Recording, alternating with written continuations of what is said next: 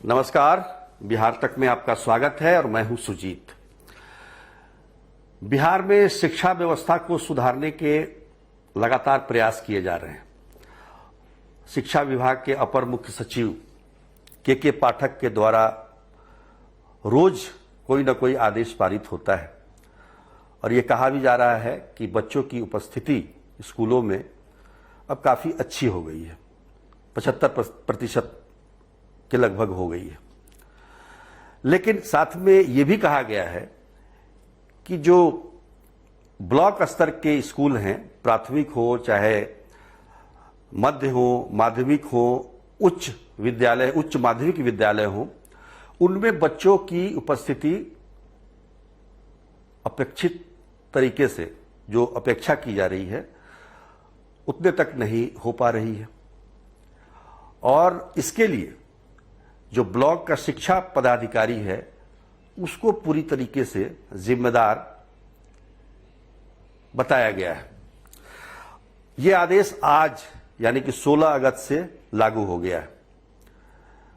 आदेश में कहा गया है कि अगर प्राथमिक, मध्य, माध्यमिक, उच्च माध्यमिक विद्यालयों में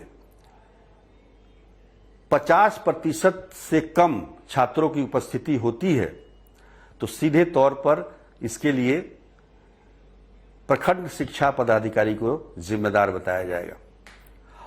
और अगर ये कम उपस्थिति होगी तो उन पर कार्रवाई भी होगी। कार्रवाई क्या होगी ये भी सुन लीजिए।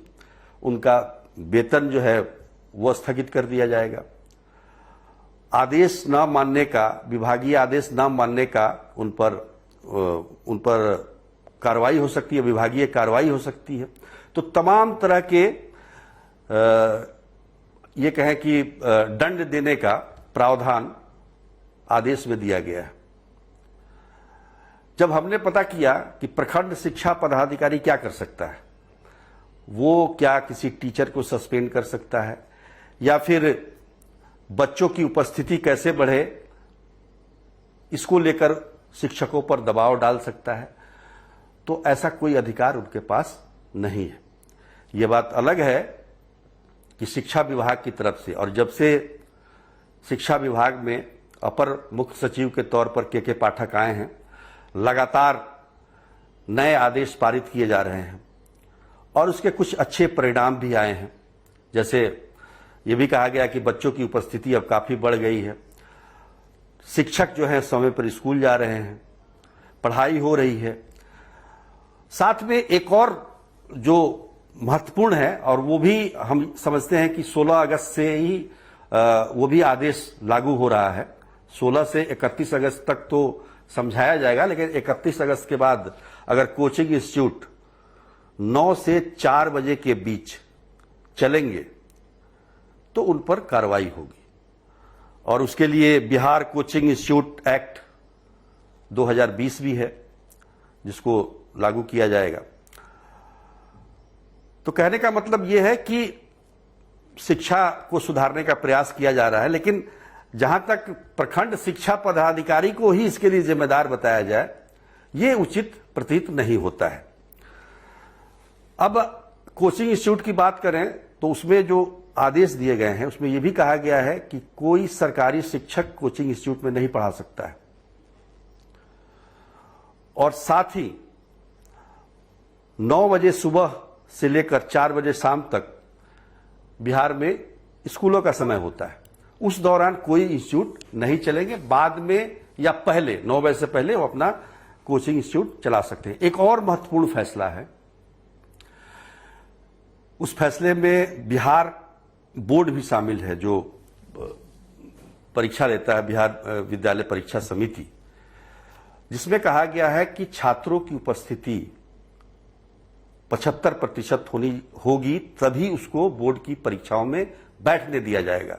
अब तक होता क्या था कि बिहार में इस तरह का कोई प्रावधान नहीं था। बच्चे किसी भी स्कूल में एडमिशन ले लेते थे लेकिन स्कूल जाते नहीं थे।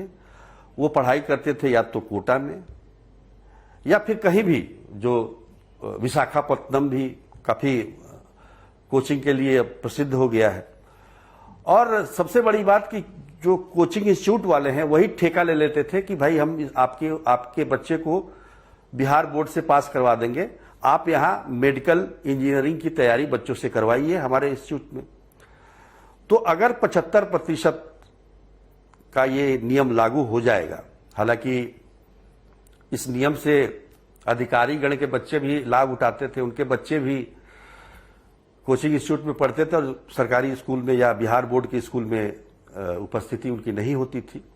लेकिन कितनी कड़ाई से लागू होता है ये आदेश, ये भी देखना होगा। तो कुल मिलाकर देखिए, ये शिक्षा को सुधारने का प्रयास अच्छी दिशा में जा रहा है और इसको और बेहतर करने की जरूरत है। और जिम्मेदारी केवल एक पे नहीं होनी चाहिए।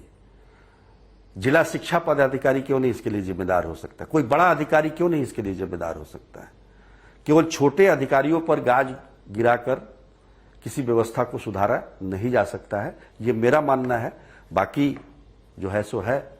आज के लिए बस इतना ही, तब तक के लिए नमस्कार।